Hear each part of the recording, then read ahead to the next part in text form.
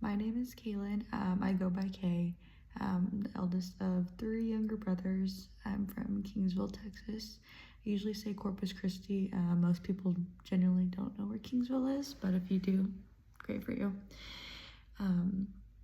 So I was brought to Baylor because I was ready to leave San Antonio. I thoroughly enjoyed my undergraduate program, and they did have a Master's of Athletic Training as well. But I wanted to be able to be somewhere where I was going to be pushed and grow, and not necessarily just with professors and preceptors that I had currently been with. And I looked at a lot of programs, but I decided on Baylor because of the location and it being a bigger school than I originally went to. But still, the campus, it's big, but it's not. It's almost like it's just the feeling of it being spaced out makes it feel bigger. So what brought me into the athletic training field? Originally, I was PT in my undergrad track.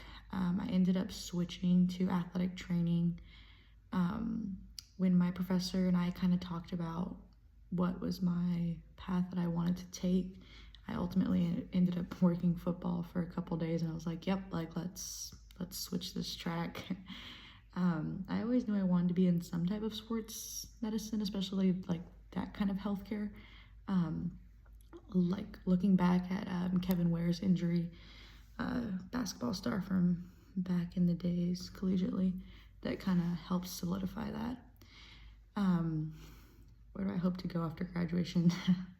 Right now, I'm not really sure. If you asked me a year ago, I would say collegiate baseball. If you ask me now, collegiate baseball or collegiate basketball. If you ask me at the end of the year, it'll probably be somewhere along those lines, but I'm not 100% sure just right now. An ethical dilemma that an athletic trainer would have, I feel like there's a lot of gray area that comes with our field. I think the biggest one, which is one that everybody has to deal with almost every day or every week, depending on your in season, out of season, but return to play, I think is a really big one, because it's not just it is a medical decision, but you do have to account for your stakeholders. You've got coaches, you've got athletes, and now we have NIL, and it's going to get to the point where these decisions are not made lightly from anybody. And I think ultimately the decision of the sports staff is going to be of the utmost importance, but at the end of the day, I mean, people are going to do what they want to do. As an AT, we do have a duty to help people to avoid and prevent injuries further. And the best thing we can do is follow what NATA guides outline and try our best to remain ethical, even when a situation doesn't feel ethical by law. Reflection of virtue. Okay, so the virtue for this week was courage. I think the biggest thing for an athletic training administration or even just staff is having your back. We have seen over the years, and not just in the athletic training field, but in multitudes of healthcare is just getting a lot of disrespect from whether it be other people in the healthcare field that have similar roles or similar duties that are just being torn down. We see it in person, we see it over the media, and then by patients, of course, and patient families has been its own demon right there.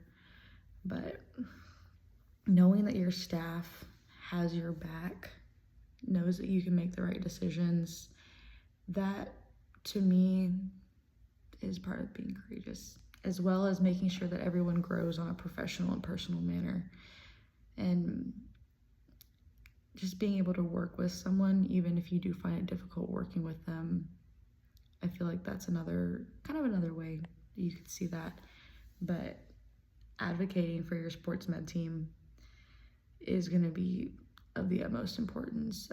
You could even take it from the service industry right now.